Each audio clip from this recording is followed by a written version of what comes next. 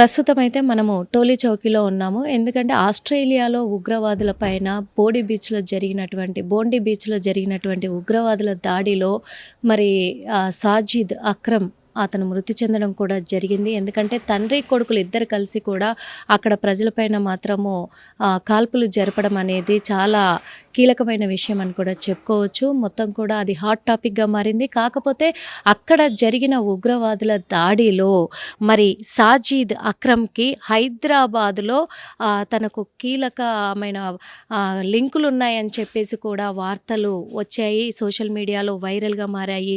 ఆ వార్తలతో హైదరాబాద్‌లో మాత్రము ఒక భయాందోళనే అలుముకుందని కూడా చెప్పొచ్చు.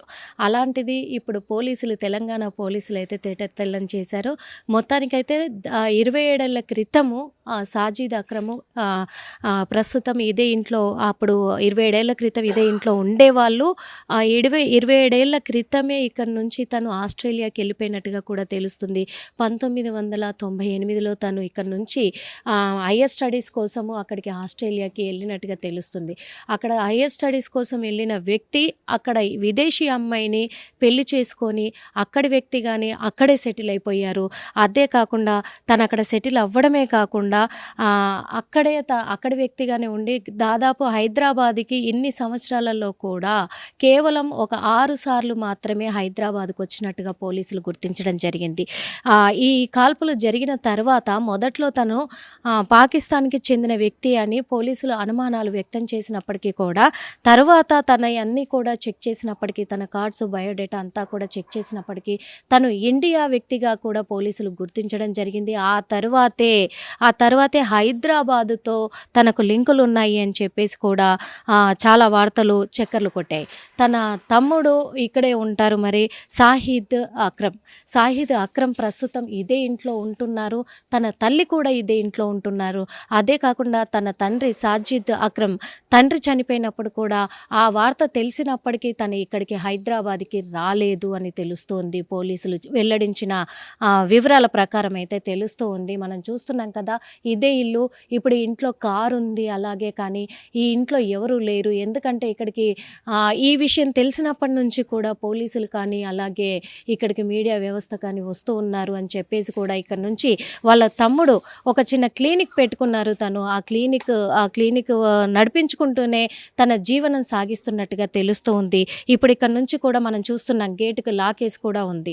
లాకేసి ఇక్కడ నుంచి వెళ్ళిపోయినట్టుగా తెలుస్తూ ఉంది. తను అక్కడ క్లినిక్‌లో ఉన్నారా లేకపోతే వేరే చోట ఎక్కడైనా ఉన్నారా అనేది కూడా విషయం తెలీదు. కాకపోతే తను చివరిసారిగా 2001లో తన ఆస్తుల విషయంలో తను తెగదెంపులు చేసుకోవాలి అనే విషయంలో అవి చర్చించుకోవడానికి ఇక్కడికి వచ్చినట్టుగా తెలుస్తూ ఉంది. ఇక్కడికి వచ్చిన తర్వాత కూడా ఇదే బిల్డింగు ఇక్కడ ఏమేమైతే హైదరాబాద్‌లో తనకు ఆస్తులు ఉన్నాయో అవన్నీ కూడా తను ఇక్కడ సెటిల్ చేసుకోవడానికి చివరిసారిగా 2001లో వచ్చినట్టుగా తెలుస్తూ ఉంది. 2001లో వచ్చి 2022లో మరోసారి ఇక్కడికి హైదరాబాద్‌కు వచ్చి అప్పుడు అన్నీ కూడా తన ఆస్తులన్నీ కూడా తను ఇక్కడ అమ్ముకొని వెళ్ళిపోయినట్టుగా తెలుస్తూ ఉంది. వెళ్ళిపోయిన తర్వాత తను వెళ్ళిపోయినాక కూడా ఇక్కడితోటి హైదరాబాద్‌తో ఎలాంటి లింకులు పెట్టుకోలేదు. తన ఫ్యామిలీతో ఎలాంటి లింకులు పెట్టుకోలేదు. తర్వాత వాళ్ళ మదర్‌కి హెల్త్ బాగలేదని చెప్పి తన సోదరుడు తనకు సమాచారం ఇచ్చినప్పటికీ కూడా తను ఇక్కడికి రాలేదు అని తెలుస్తోంది. పోలీసుల వివరాల ప్రకారం కూడా తను ఇక్కడికి రాకపోగా తన కుమారుడు నవీద్ అలాగే సాజిద్ ఇద్దరు కూడా ఫిలిప్పైన్స్ పైన వెళ్ళి అక్కడ ఫిలిప్పైన్స్‌కి ఎందుకు వెళ్ళారు అనే కోణంలో పోలీసులు వివరాలు సేకరిస్తే అక్కడ వాళ్ళు ట్రైనింగ్ తీసుకోవడానికి వెళ్ళినట్టుగా శిక్షణ తీసుకోవడానికి వెళ్ళినట్టుగా కూడా తెలుస్తూ ఉంది. శిక్షణ తీసుకొని మరి వాళ్ళు నవంబర్ 1వ తేదీ నుంచి 28వ తేదీ వరకు వాళ్ళిద్దరూ ఫిలిప్పీన్స్‌లోనే ఉన్నట్లు పోలీసులు అయితే వెల్లడించడం కూడా జరిగింది. అక్కడ ఆ దేశ ఇమాగ్రినేషన్ అధికారులను ఉటంకిస్తూ అంతర్జాతీయ మీడియా మంగళవారం రిపోర్ట్ అయితే చేయడం కూడా జరిగింది. ఆ తర్వాతే వీళ్ళు కాల్పులకు పాల్పడినట్టుగా తెలుస్తూ ఉంది. ఈ ఉగ్రదాడి కాల్పులకు పాల్పడిన వీళ్ళిద్దరిలో కూడా పోలీసులు జరిపిన కాల్పుల్లో మరి సాజిద్ అక్రమ్ మాత్రం అక్కడికక్కడే మరణించడం జరిగింది. నవీద్ అక్రమ్ మాత్రము మరి ఇప్పుడు కోమాలో ఉన్నట్టుగా తెలుస్తుంది. తన పరిస్థితి కూడా విషమంగానే ఉన్నట్టుగా తెలుస్తుంది. ఈ విషయాలు వెల్లడైన తర్వాత ఇక్కడ లింకులు ఉన్నాయని తెలిసిన తర్వాత మాత్రము వెంటనే తెలంగాణ పోలీసులు అలర్ట్ అయిపోయి అన్ని కోణాల్లో కూడా వాళ్ళు ఇక్కడ మొత్తం సేకరించడం జరిగింది వివరాలన్నీ కూడా. అదేవిధంగా వాళ్ళు విచారణ జరిపించే విషయంలో చాలా జాగ్రత్తలు వహించి కూడా విచారణ జరిపించడంతో, ఎందుకంటే ఇంకెవరైనా ఉన్నారా వాళ్ళకి సంబంధించిన వాళ్ళు అని చెప్పేసి కూడా పోలీసులు విచారించిన నేపథ్యంలో మాత్రము లేదు, ఇక్కడ అసలు వాళ్ళ తమ్ముడు కానీ వాళ్ళ మదర్ కానీ చూసాం కదా, వాళ్ళ మదర్ పేరు పైనే అక్కడ ఇంటికి కూడా వాళ్ళ మదర్ పేరు మీదే బోర్డు కూడా ఉంది. తను జుబేదా బేగం అని ఉర్దూలో రాసి ఉంది, మనకు చూస్తున్నాము. ఒకసారి చూసే ప్రయత్నం చేద్దాము.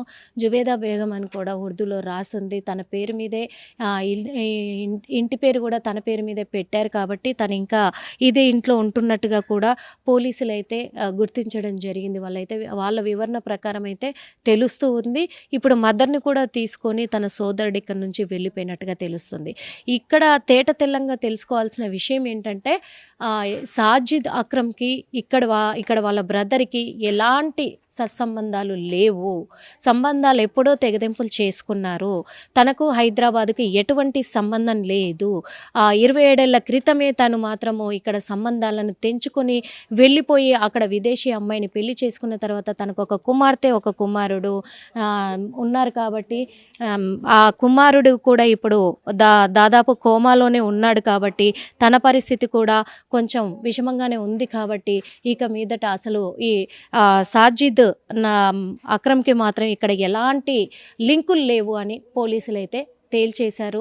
మొత్తానికి ఇదే ఎక్కడ అసలు తను ఉండేది హైదరాబాద్లో ఎక్కడున్నారు, ఎక్కడ తనకు లింకులు ఉన్నాయి, టోలీ చౌకీలోనే ఉన్నదంట ఇల్లు కాబట్టి టోలీ చౌకీలోనే తనకు సంబంధించిన వాళ్ళు ఉన్నారు, ఇక్కడ వివరాలు అందించే వాళ్ళు ఉన్నారు, ఇక్కడ కూడా ఏదైనా ఉగ్రదాడికి పాల్పడతారేమో తనకు సంబంధించిన వాళ్ళు అని చెప్పేసి ఇక్కడ హైదరాబాద్ నగర వాసులంతా కూడా భయాందోళనకి గురయ్యారు కదా. ఇప్పుడు తేటతెల్లం అయిపోయింది, పోలీసులు తేల్చేశారు. డీజీపీ ఇచ్చిన నోటు కూడా నిన్న నోటు కూడా రిలీజ్ చేయడం జరిగింది. ఇక్కడ సాజిద్ అక్రమ్కి ఎలాంటి సంబంధం లేదు, ఎలాంటి సంబంధికులు కూడా లేరు, ఉన్నప్పటికీ తెగదెంపులు చేసుకున్నారు, వీళ్ళకి ఎలాంటి కాంటాక్ట్ లేవని తేట తెల్లం చేసి డీజీపీ కూడా చెప్పేయడం జరిగింది. కాబట్టి ఇక సాజిద్ అక్రమ్ కొడుకు ఎవరైతే ఉన్నారో నవీద్ అక్రమ్ అక్కడే తనకు ట్రీట్మెంట్ జరుగుతూ ఉంది. కాబట్టి ఇక్కడైతే ప్రస్తుతం ఇంటికి లాక్ చేసున్నారు. ఈ లాక్ చేసున్నారు కాబట్టి మనము వీళ్ళు ఎక్కడున్నారు ఏంటి అనే వివరాలు కూడా తెలియలేదు కాబట్టి పోలీసులు కూడా వాళ్ళు నోట్ రిలీజ్ చేశారు కాబట్టి తనకు సంబంధం లేదని నోట్ రిలీజ్ చేశారు కాబట్టి ఇక మొత్తానికి వెల్లడైపోయింది తనకి ఇక్కడ సంబంధాలు లేవని. ఉగ్రవాదులు ఎవరు తనకు సంబంధించిన వాళ్ళు ఇక్కడ లేరు అనేది క్లియర్ కట్గా తెలిసిపోయింది. కాబట్టి ఇది ఇక్కడ ఉన్న ప్రస్తుత పరిస్థితి వివరాలు కూడా ఇంకా పోలీసులు అయితే విచారిస్తూ ఉన్నారు. ఇంకా ఏదైనా కొత్త కోణంలో ప్రయత్నిద్దాము అని తెలుసుకునే ప్రయత్నంలోనే పోలీసులు అయితే తెలంగాణ పోలీసులు ముఖ్యంగా హైదరాబాద్ పోలీసులు డీజీపీతో సహా అందరూ కూడా ఇంకా కొత్త కోణంలో కూడా ఇంకా వాళ్ళు విచారణ అయితే కొనసాగిస్తూనే ఉన్నారు. వాళ్ళ ప్రయత్నాలు వాళ్ళు చేస్తూనే ఉన్నారు. కెమెరామెన్ కోటితో Nirmala, RTV. Local to global news at your fingertips. మీ చేతిలో ఒక ఆయుధం. Download Raw TV app.